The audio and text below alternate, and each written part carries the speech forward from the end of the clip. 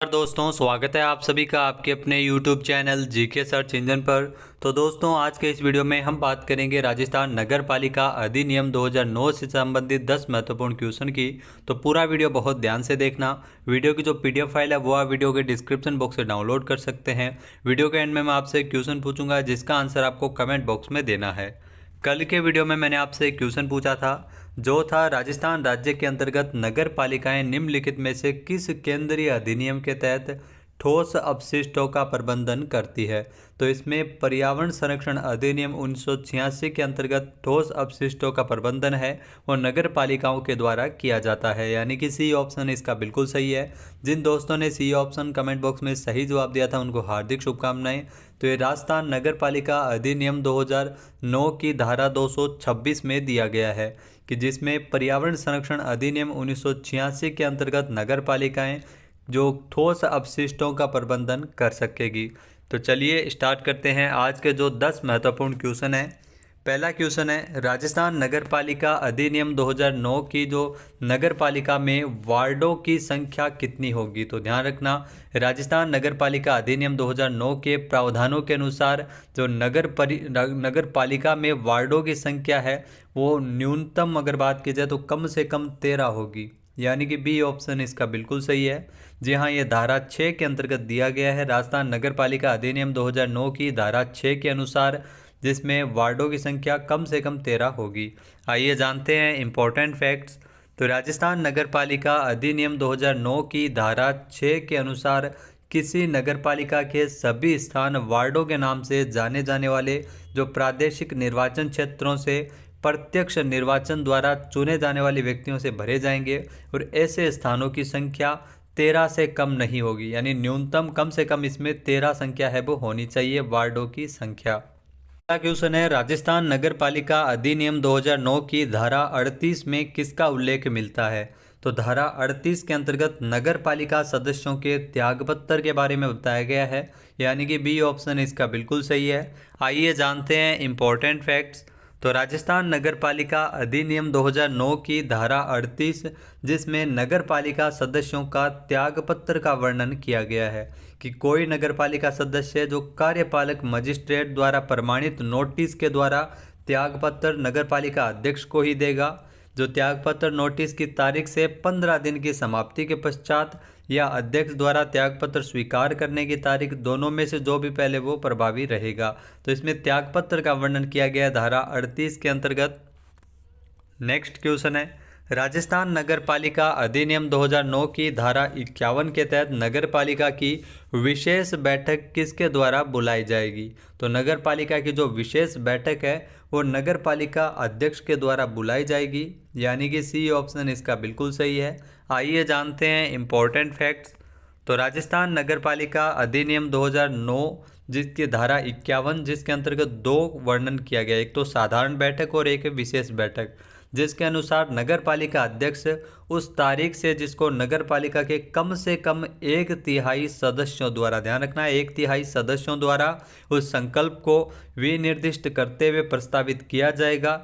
हस्ताक्षरित अनुरोध प्राप्त होगा तो अधिकतम 7 दिन के भीतर किसी भी तारीख को विशेष बैठक है वो नगर पालिका अध्यक्ष के द्वारा बुलाई जाएगी। तो ध्यान रखना, इसमें बैठक का उल्लेख किया गया धारा 51 के अंतर्गत। एक तो विशेष बैठक होगी जिसमें 1/3 जो 1/3 सदस्यों के द्वारा इसमें संकल्प पारित करते हुए इसको प्रस्तावित किया जाएगा, तो इसमें 7 दिन के भीतर बैठक है वो बुलाई जाएगी। जबकि साधारण बैठक है वो 1 साल में 6 बार है वो नगर पालिका अध्यक्ष इसमें बुलाता है। नेक्स्ट है, राजस्थान में जो नगर पालिका निधि में से किसी भी राशि का तब तक संदाय भुगतान नहीं किया जाएगा जब तक कि ऐसा व्यय जो चालू बजट अनुदान में समाविष्ट न हो, यानी कि सी ऑप्शन इसका बिल्कुल सही है। आइए जानते हैं इम्पोर्टेंट फैक्ट्स। तो राजस्थान नगर पालिका अधिनियम 2009 की धारा 81 के अनुसार नगर पालिका निधि में किसी भी राशि का कोई भी संदाय तब तक नहीं किया जाएगा जब तक कि ऐसा व्यय चालू बजट अनुदान में समाविष्ट न हुआ हो। नेक्स्ट क्वेश्चन है, राजस्थान नगर पालिका अधिनियम 2009 की किस धारा में बजट प्राक्कलन अभिप्रेत है, यानी अगर बात की जाए बजट प्राक्कलन का उल्लेख है वो धारा 87 के अंतर्गत दिया गया है। यानी कि डी ऑप्शन इसका बिल्कुल सही है। आइए जानते हैं इम्पोर्टेंट फैक्ट्स। तो राजस्थान नगरपालिका अधिनियम 2009 की धारा 87 के अधीन तैयार किया गया बजट प्राक्कलन है वो विपरीत है। मुख्य नगरपालिका अधिकारी प्रत्येक वर्ष 15 जनवरी से पूर्व आगामी वित्तीय वर्ष के लिए बजट प्राक्कलन तैयार करेगा। तो ध्यान रखना, 15 जनवरी से पूर्व मुख्य नगरपालिक अधिकारी है वो आगामी वित्तीय वर्ष के लिए बजट प्राक्कलन है वो तैयार करता है। तो ये धारा 87 के अंतर्गत दिया गया है। नेक्स्ट जो क्वेश्चन है, राजस्थान नगरपालिका अधिनियम 2009 के प्रावधानों के तहत निम्नलिखित में से किस क्षेत्र में नगरपालिका बोर्ड की स्थापना की जा सकती है। तो नगरपालिका बोर्ड की स्थापना है वो प्रत्येक संक्रमणशील क्षेत्र में की जा सकती है, यानी कि सी ऑप्शन इसका बिल्कुल सही है। आइए जानते हैं इम्पोर्टेंट फैक्ट्स।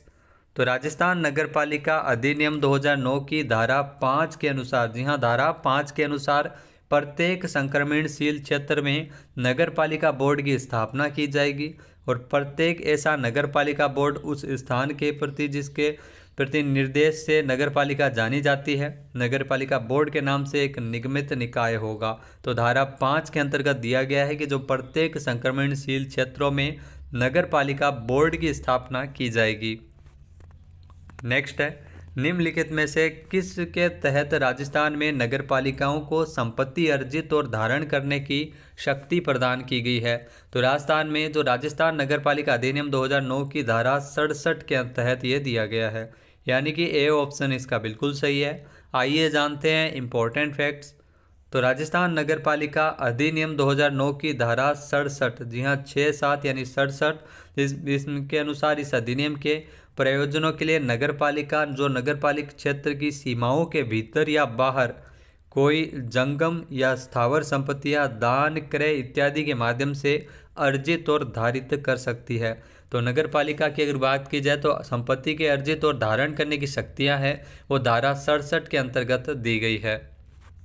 नेक्स्ट है, राजस्थान नगरपालिका अधिनियम 2009 के प्रावधानों के तहत वार्डों का विभाजन निम्नलिखित में से किसके आधार पर किया जाएगा। तो वार्डों का विभाजन है वो जनसंख्या के आधार पर किया जाएगा, यानी कि बी ऑप्शन इसका बिल्कुल सही है। और आपको बता दें कि यह दिया गया धारा 9 के अंतर्गत वार्डों का विभाजन जनसंख्या के आधार पर होगा। आइए जानते हैं इम्पोर्टेंट फैक्ट्स। तो राजस्थान नगरपालिका अधिनियम 2009 की धारा 9 के तहत जो प्रत्येक वार्ड का प्रतिनिधित्व उस वार्ड की जनसंख्या के आधार पर होगा और उसका अनुपात यथासंभव वही होगा जो नगरपालिका के स्थानों की कुल संख्या का उसकी जनसंख्या के साथ हो। तो ध्यान रखना, इसमें धारा 9 के तहत जो वार्डों का विभाजन जनसंख्या के आधार पर होने से संबंधित महत्वपूर्ण उल्लेख किया गया है।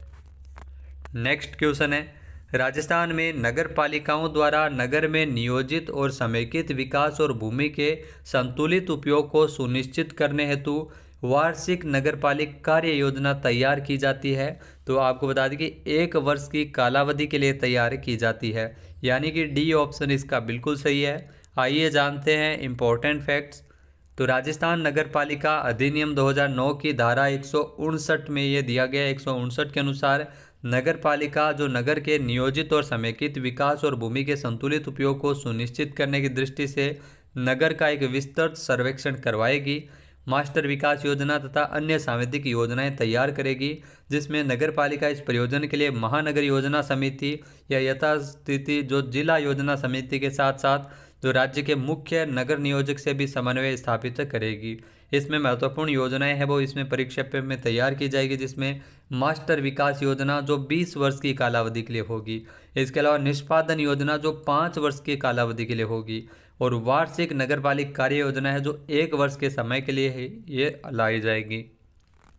नेक्स्ट है, राजस्थान नगरपालिका अधिनियम 2009 के प्रावधानों के अनुसार किसी नगरपालिका और नगर सुधार न्यास, नगर विकास प्राधिकरण या किसी अन्य कानूनी बोर्ड के बीच विवाद निम्नलिखित में से किस धारा के अंतर्गत उल्लेखित है। तो आपको बता दें कि ये अगर बात की जाए तो ये इसमें धारा 324 के अंतर्गत ये दिया गया है, यानी कि ए ऑप्शन इसका बिल्कुल सही है। आइए जानते हैं इम्पोर्टेंट फैक्ट्स। तो राजस्थान नगरपालिका अधिनियम 2009 की धारा 324 के अनुसार किसी नगरपालिका और किसी भी नगर विकास न्यास, नगर विकास प्राधिकरण, आवासन बोर्ड या अन्य किसी कानूनी बोर्ड के बीच कोई क्षेत्रीय कृत्यकरण संबंधी अधिकारिता से संबंधित कोई भी विवाद यदि सौहार्दपूर्ण ढंग से हल नहीं होते हैं तो उसे राज्य सरकार को निर्दिष्ट किया जाएगा और ऐसे मामलों पर राज्य सरकार का जो विनिश्चय वो अंतिम रहेगा। तो मतलब राज्य सरकार इसको दूर करने का प्रयास करेगी। अब बात कर लेते हैं आज के हमारे क्विज के, जिसका आंसर आपको कमेंट बॉक्स में देना है। तो आज का आपके लिए क्विज है, राजस्थान नगर पालिका कार्य संचालन नियम 2009 के अनुसार नगर पालिका की बैठक का कार्यवृत्त निम्नलिखित में से किस में अभिलेखित किया जाएगा, किस भाषा में अभिलेखित किया जाएगा। एक बार फिर से सुनिएगा, राजस्थान नगर पालिका कार्य संचालन नियम 2009 के अनुसार नगर पालिका की बैठक का कार्यवृत्त निम्नलिखित में से किस में अभिलेखित किया जाएगा। इसका सही आंसर आपको कमेंट बॉक्स में देना है और अगर ये वीडियो आपको पसंद आए तो इसे लाइक और शेयर करना बिल्कुल ना भूलिएगा। चैनल पे नए हैं, सब्सक्राइब नहीं किया है तो अभी सब्सक्राइब बटन पर क्लिक करें। इस वीडियो की जो PDF फाइल है वो आप वीडियो के डिस्क्रिप्शन बॉक्स से डाउनलोड कर सकते हैं, जहाँ पर आपको सारी PDF एक साथ मिल जाएगी। जय हिंद, जय भारत, जय राजस्थान।